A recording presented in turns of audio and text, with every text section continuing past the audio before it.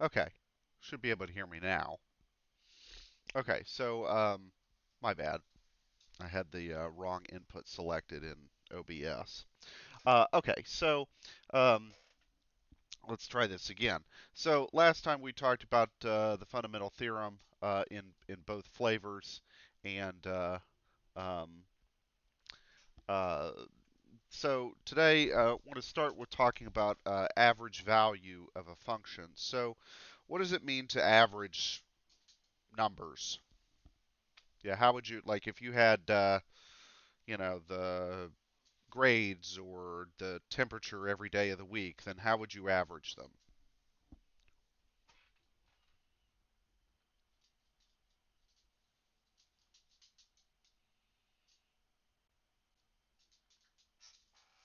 Okay, can you guys hear me now? Hopefully.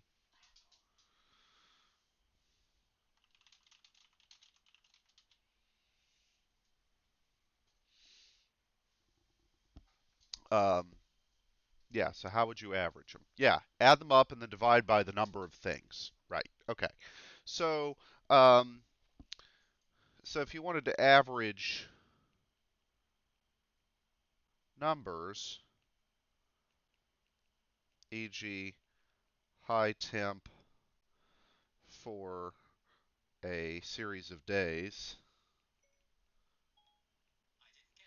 Oh, sorry, I said series, and um, it Siri thought that I was talking to her or him. Um, so say that we have, Monday, Tuesday, Wednesday, Thursday, Friday, and let's say that the high temperatures were 20 and 15 and 15 again and 20 and 25. I'm just making up numbers here, right? Then the average would be 20 plus 15 plus 15 plus 20 plus 25 all over 5 because there were 5 days equals whatever. Okay, it's too early to do arithmetic. Okay, so you add up all the things and then divide by the number of things. All right, so we can kind of adapt that idea to the average value of a function on an interval AB. Okay, so let's take a sort of silly example to start with. Let's say that I had just a constant function. Okay, then the average value is just f of x here. Okay, because it is always the same thing. All right, so let's take another not so silly example. So let me take, say, let me just take f of x equals x there. So straight line, and let's say that my interval is from 0 to 1. Okay, so just intuitively, what do you think the average value is here on this the interval from 0 to 1?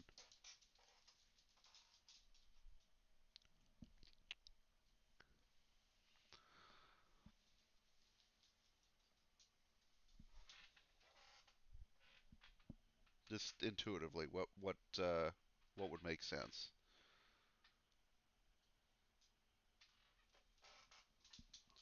Okay. Well, the integral is going to be related to it, but we don't actually have to do an integral in this case to figure it out. Just looking at the graph of the straight line there, what do you think the average value is over 0 to 1 for the orange curve?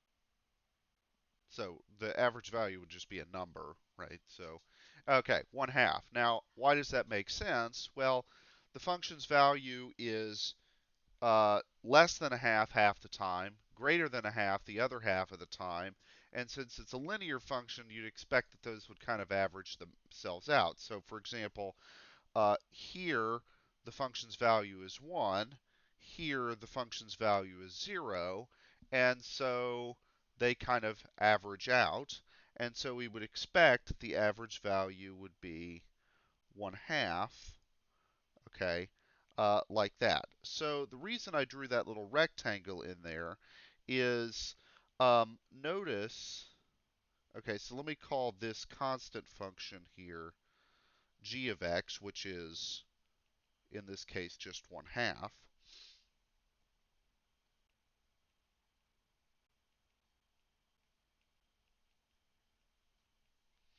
Notice that those two things are equal, right? So the area under the orange curve and the area under the blue curve are equal to each other. And um, yeah, okay, so does that make sense?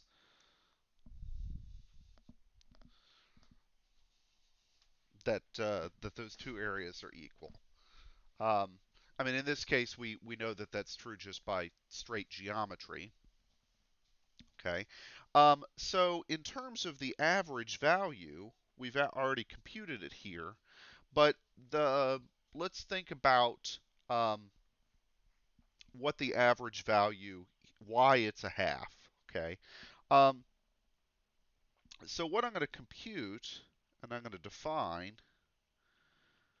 is for our function f,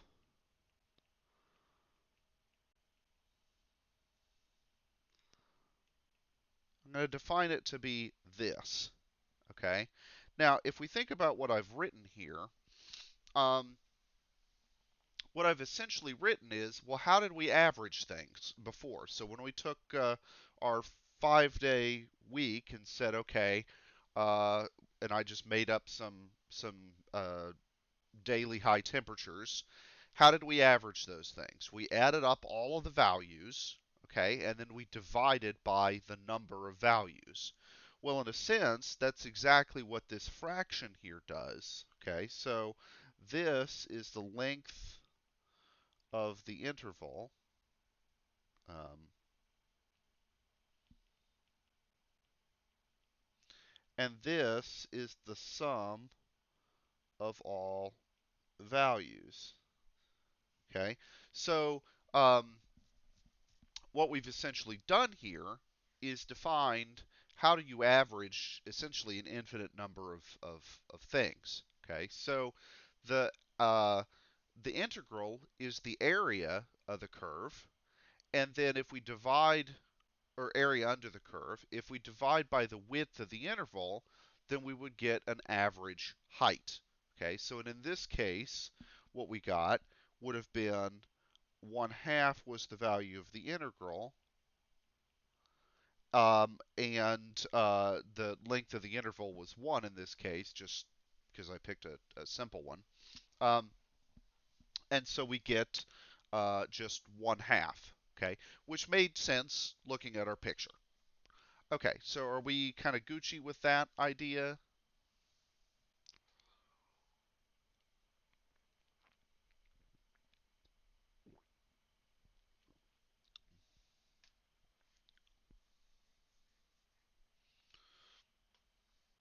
Gucci or Prada?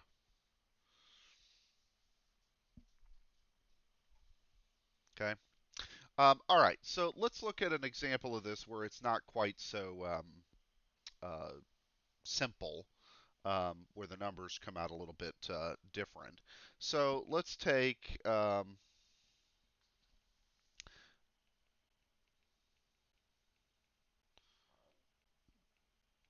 x squared on 0 to 1. Okay, then what we said was that the average value would be the integral from 0 to 1 divided by the length of the interval, which in this case is just 1. Okay, so what is that integral? Well, first off, what's the antiderivative of x squared? So we're going to use our fundamental theorem this time.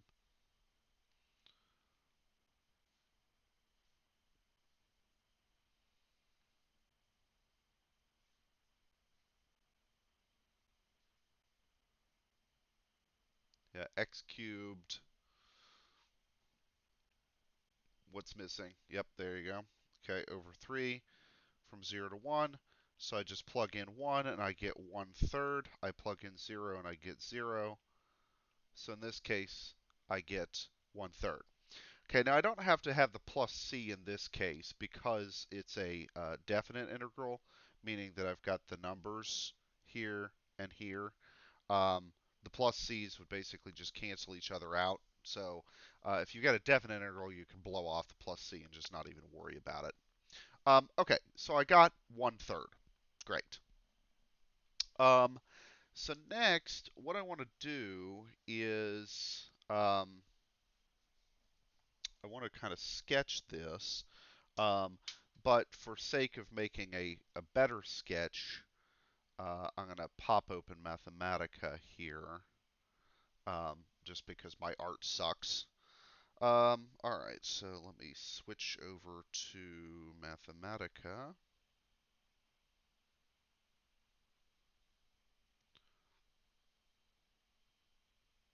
All right, good. I got that set. And my puppy is very displeased with not being allowed in the room while I'm teaching. Okay, so the function in question, I picked x cubed, and what I want to do is I want to plot that. Let me also say average equals integral f of x 0 to 1, divided by 1 minus 0. Okay, and then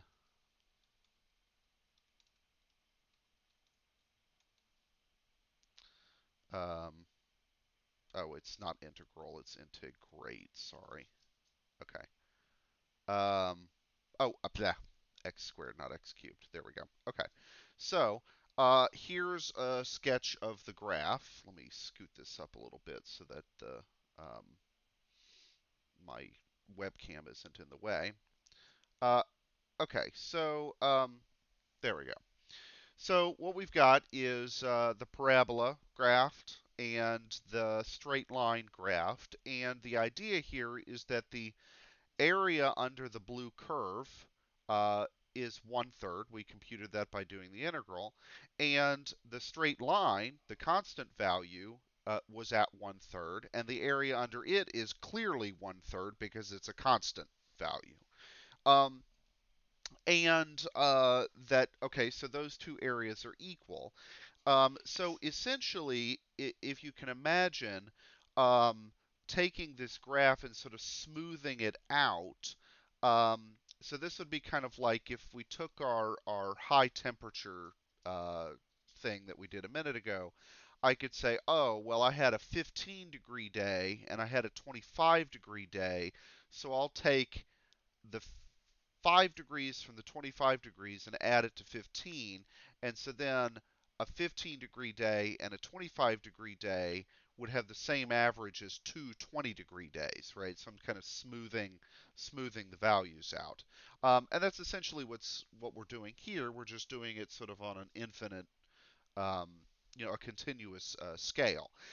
It's also worth pointing out then that um, notice that the area that the blue curve is there's the blue curve is sometimes below the orange curve and sometimes above it, and the area that's in between those two things on one side is going to equal the area in between the two things on the other side. And we'll talk about how to compute area between curves here in a minute.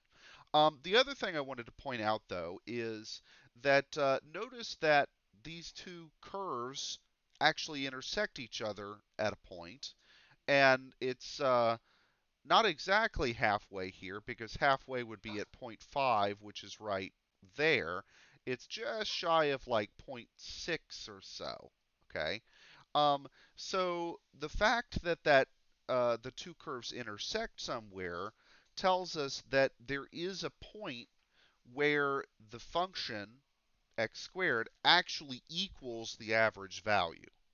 Okay, and we'll find that here in a moment. So let's go back to the iPad for now.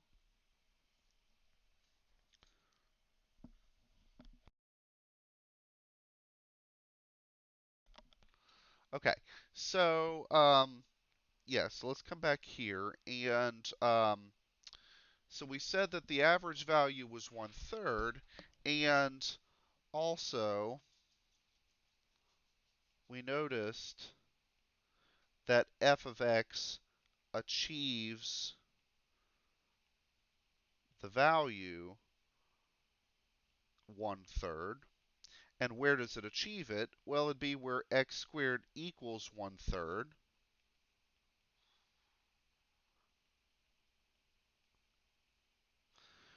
Which would be at 1 over the square root of 3 or root 3 over 3 if you don't like um,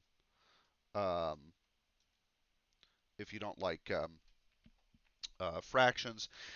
Sorry, things that have square roots in the denominators. And as a decimal approximation, I just computed this real quick. Oops, that should be a 3. We get 0.57735, which was just shy of zero point 0.6, which is what we saw in the graph. Okay, so so does that make sense that the function achieved its average value at some point?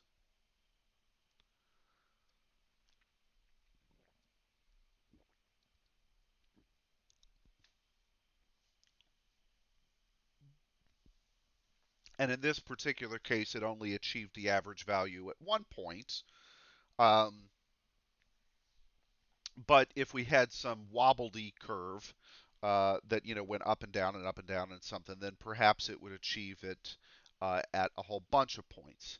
So the fact that this happened isn't too big of a surprise. And so let's move on to another page here, okay, and talk about why that was guaranteed to happen.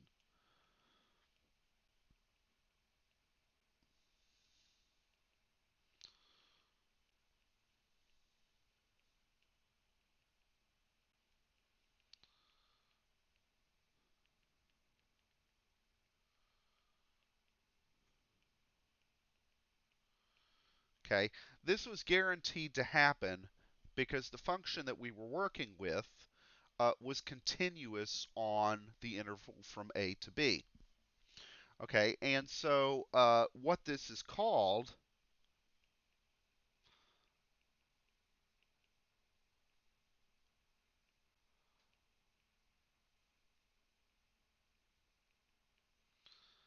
is the mean value theorem. Okay, so um, if f is continuous on an interval a to b, then there is a point c somewhere in between a and b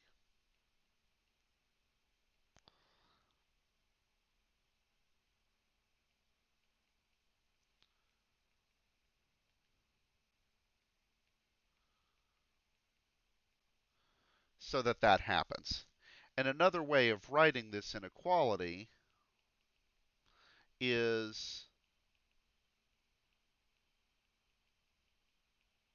or sorry, equality, is if I just pop the b minus a over to the other side, well then this quantity here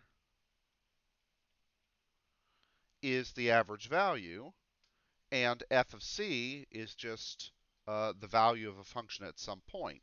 Okay, so this is guaranteed to occur provided that the function is continuous on the interval. If it's not continuous, then this doesn't have to happen, and so we can sort of look at an example of that. So let me take the function, um, that looked terrible. Let me take the function that's 0 on 0 to a half and 1 on 1/2 to 1. So this function would be 0 for half of the interval and then 1 for half of the interval. And pretty clearly then, the average value would be 1/2, um, because the area under the blue curve between the blue curve and the x-axis is 1/2 unit. But does the blue curve ever actually intersect the orange curve? No, in this case, because it sort of jumps.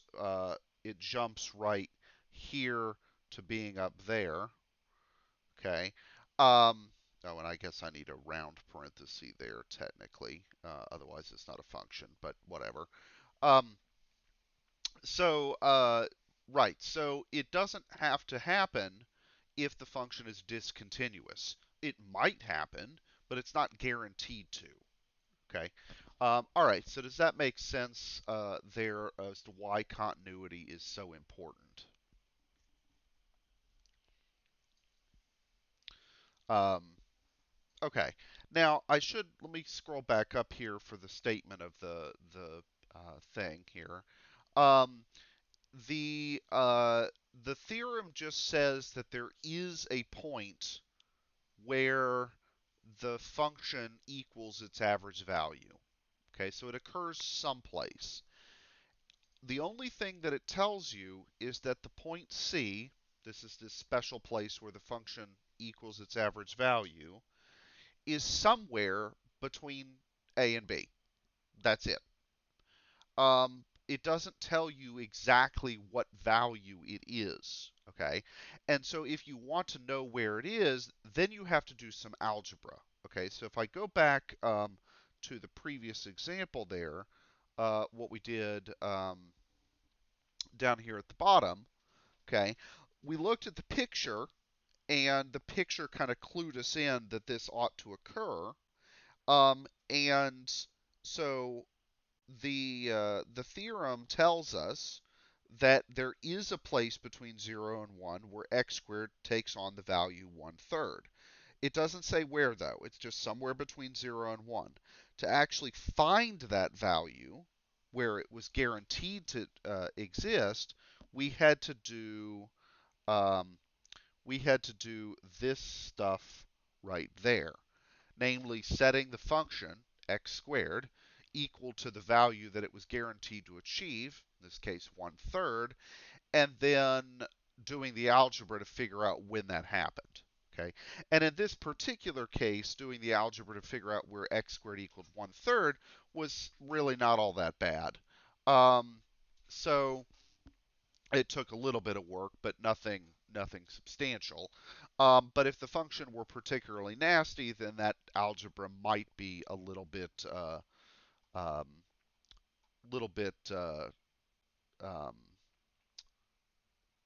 complicated or something. Okay.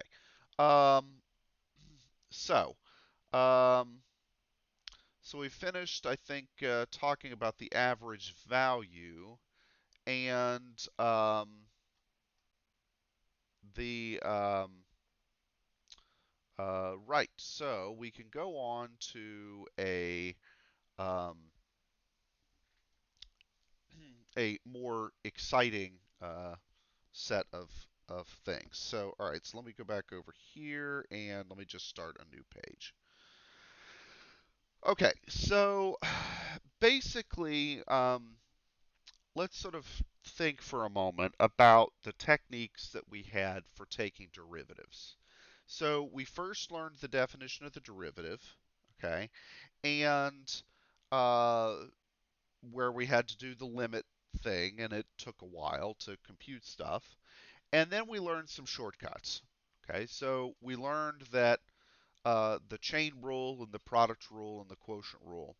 Okay, um, And so the question that we want to talk about now is how would we have shortcuts basically for integrals in the same way that we had shortcuts for derivatives. Okay. Um, and so essentially the question here is what's the antiderivative version of the chain rule or the product rule? And we'll actually start with the chain rule first.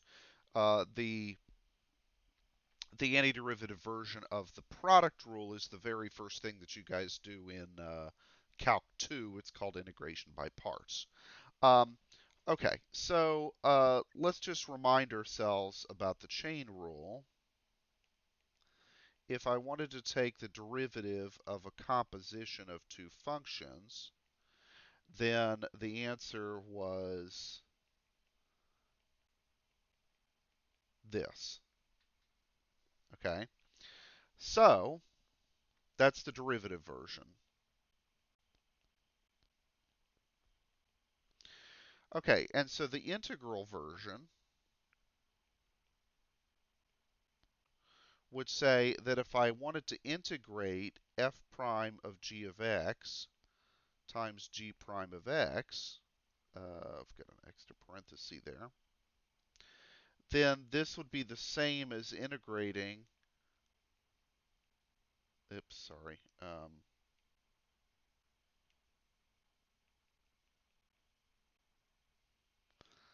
okay, would be integrating the derivative, and that would just be f of g of x, and then of course plus c. Okay, now that looks like a bunch of gobbledygook right there. Um, so let's maybe look at an example to kind of to make this a little bit more clear. So um, so let's say, for example, that I wanted to take the derivative of um, 2x plus 3 squared. Okay, so how did we do that with the chain rule? Well, okay, actually, how did we do that? Period. There's two ways to do this particular example.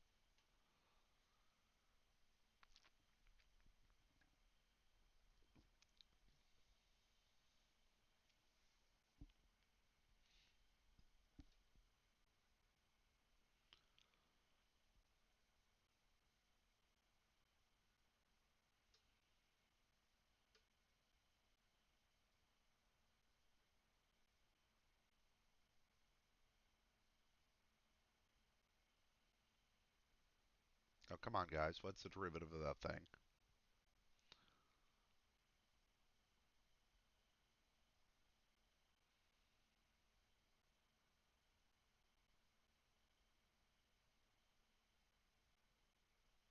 No. You guys need to get some coffee. All right. It's 2x plus 3 to the first times 2, and that 2 was because of the chain rule. Okay, now the other way to do it would be just to FOIL this stuff out.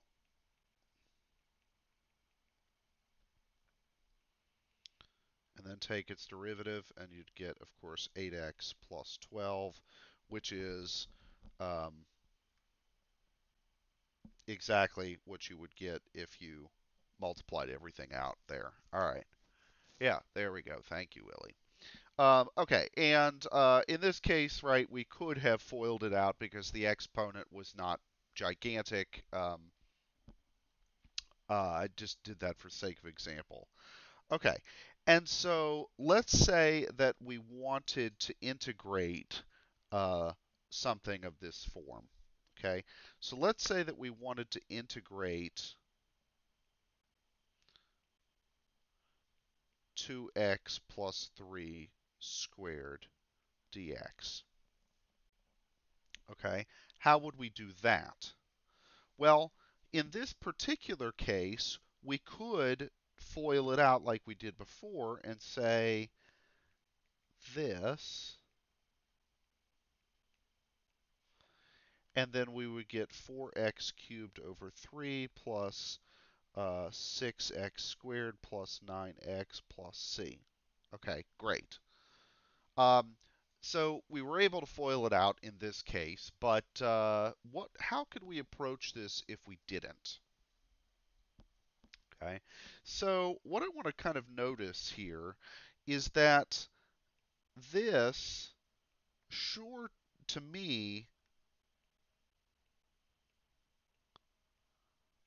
looks kind of like that, right?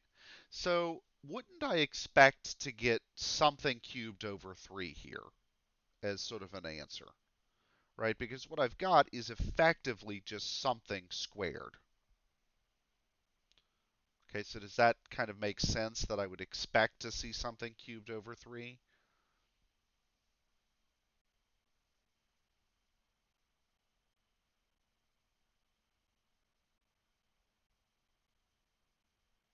Yeah, okay. Um, so how can we make this sort of rigorous? Well, what I'm going to do is let me take my original integral and I'm going to put a 2 right there. Okay. I'm going to put a 2 there. And so technically I've changed the integral, right? I've now have double what I was working with before. And so to compensate for that, I'm going to put a half out front, right? Because those two things should sort of cancel each other out. Okay, so what I have then is this quantity um, is f prime of g of x times g prime of x, the integral of which we already said was just f of g of x. Okay.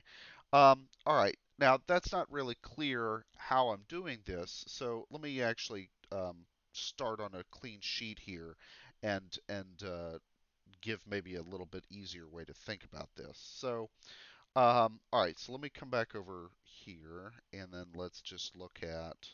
Oops.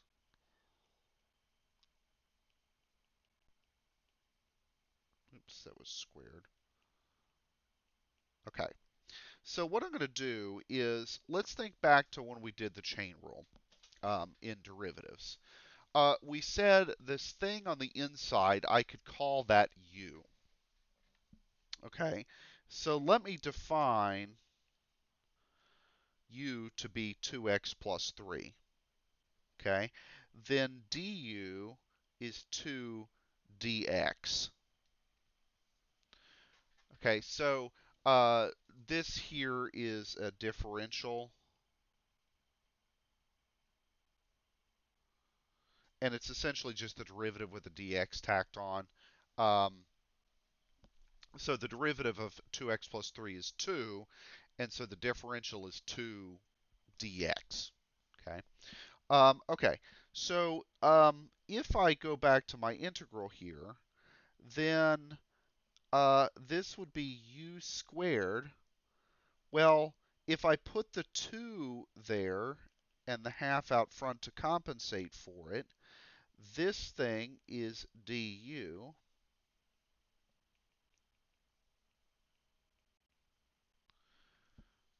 Okay. And so what I really have here is u squared du.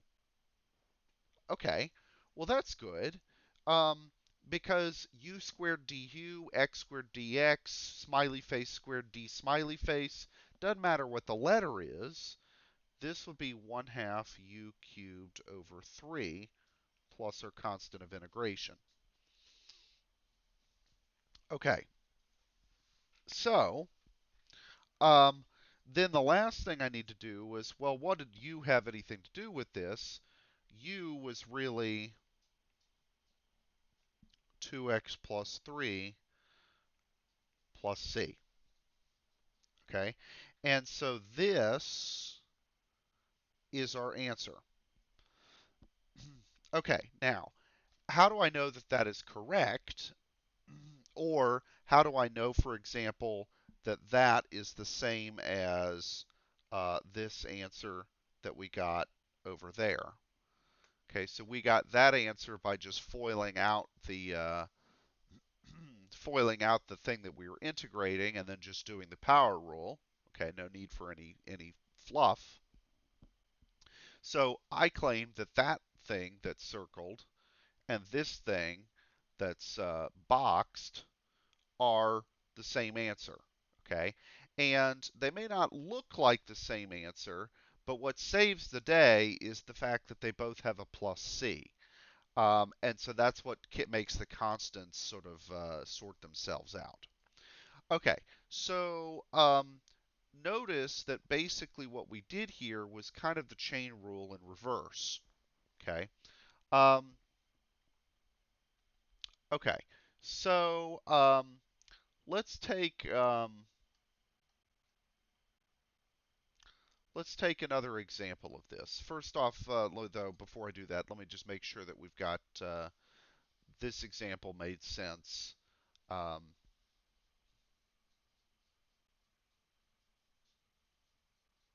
so any questions on this example before we keep going?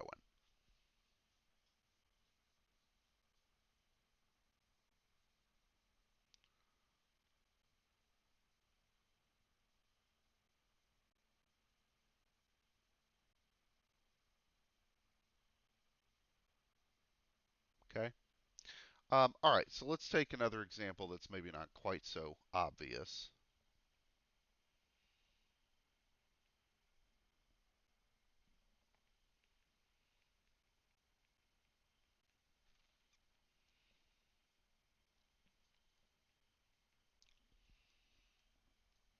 All right, so here we're kind of boned, right? There's no way we can FOIL this out and do it sort of a different way. We're going to have to do it with this technique of substitution. Okay, now, sort of the trick, if you will, or the idea behind substitution is what you want to do is look for part of the integral whose derivative is also something that you see. So when I look at this, I see, okay, x squared plus 5. Right, that's the insides of the sine function. And I think, oh, well, what's the derivative of that? It'd be 2x. Well, I've got x dx, so 2x dx, all I have to do is basically fiddle with the constant. So that clues me in that probably what I want to do here is let u equal x squared plus 5. Okay, so let's run with that and see what happens. If I do that, then the derivative of it is 2x, and so its differential is 2x dx. Okay, now what I'm going to do is solve this algebraically for dx. Okay, so if du is 2x dx, then dx is just du over 2x. And then I'm going to take that and substitute it in here. And so I have x sine of u, and then this is du over 2x. Okay, so what do you guys notice there? What can I do now that I've got the x and the du over 2x?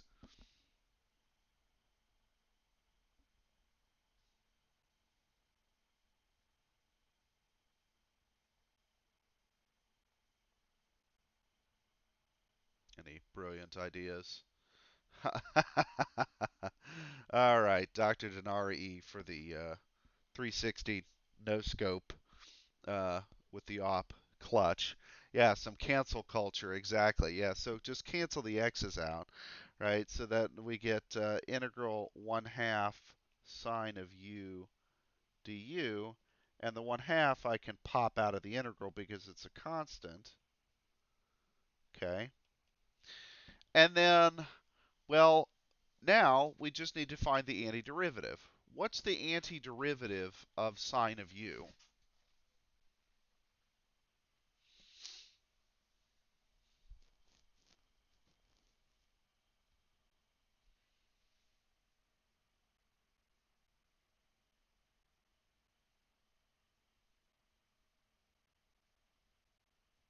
Okay, so be careful. I don't want the derivative of sine. I want the antiderivative of it. What's the antiderivative of sine?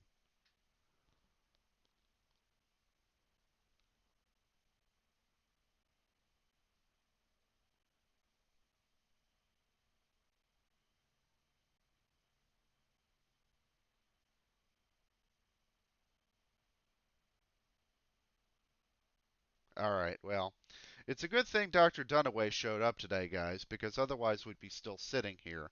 Yeah, it's negative cosine of u. And then, of course, because we just did an integral, we've got our plus c. Um, okay, so we got negative a half cos u plus c, and then the last step is just what was u?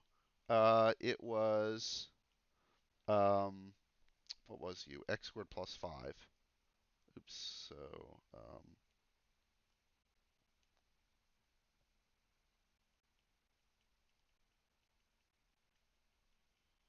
okay. So there we go. Yeah, you economists forget all of your trig because you never have to use it. Um, but trigonometry is life, I have to say. Um, all right, so let's check the answer, right? And the way that we check the answer is we take the derivative of it.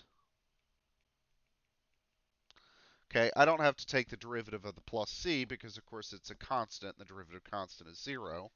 Well, so what do I have to do here? Well, I'd get negative a half times the derivative of cosine is minus sine of the stuff times the derivative of the stuff by the chain rule. Okay, and then if I simplify this, I've got a double negative, the 2 and the 1/2 cancel, and I'm just left with the thing that I started with that I was integrating. Okay, so essentially what this technique of u substitution is doing, it's the chain rule in reverse. Okay, it's a little bit more complicated than the chain rule for derivatives, and this is one reason we start with derivatives rather than antiderivatives. Um, okay, so there we go. Now, the what is tricky about this is you have to choose u correctly. And so this is kind of like I'm going to make a movie reference that probably none of you guys are going to get. Um, Indiana Jones and the Last Crusade. At towards the end of the movie, they get into the temple, and there's the Knight Templar who's guarding the place, and there's like 500 different chalices, and the evil guy picks one and drinks the water, and then dies basically gloriously. And the Knight Templar says, right, he chose poorly. And then Indiana picks something, and then he doesn't die. He picks the correct cup, and the knight says, "You chose wisely." Right. So the trick with this is to pick you wisely. And in some cases, like the one we just did, it was relatively obvious. There was only really one thing to choose. But in more complicated looking problems, it might not be quite so obvious, and maybe you have to kind of do something a little bit clever. Um, okay, so, and we'll look obviously at more examples um, here next time. Okay, I want to just let this sort of soak in for a minute. Um, okay, so let me sort of pause and see if we've got any questions from what we did today. Um, so just sort of to recap, right? The first thing we talked about was average value of a function over an interval, and um, then we sort of noticed something about that basically got us the mean value theorem for integrals, and then after that, we started talking about use substitution, which we'll keep going with on Monday to look at some more examples of that. Um, okay, so if there are any questions, just throw them onto the Twitch chat, and if not, then um, you guys will run into questions on this. I can guarantee you. So, how are the infinity problems coming? Have you guys gotten crack-a-lacking on that stuff? So just remember, there's oh goodness, 3 or 4 different assignments, and I just made all of them due Friday next week. And then the use substitution assignment is due basically on the day of our final, when that would have been if we had a final. But yeah,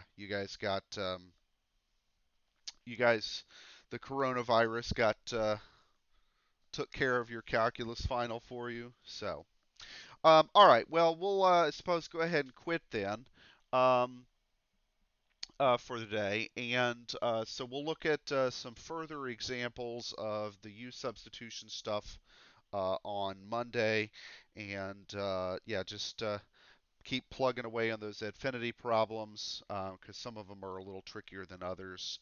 And let me know if you guys have questions. All right, have a great weekend, and I will see you guys Friday, excuse me, Monday, if not sooner.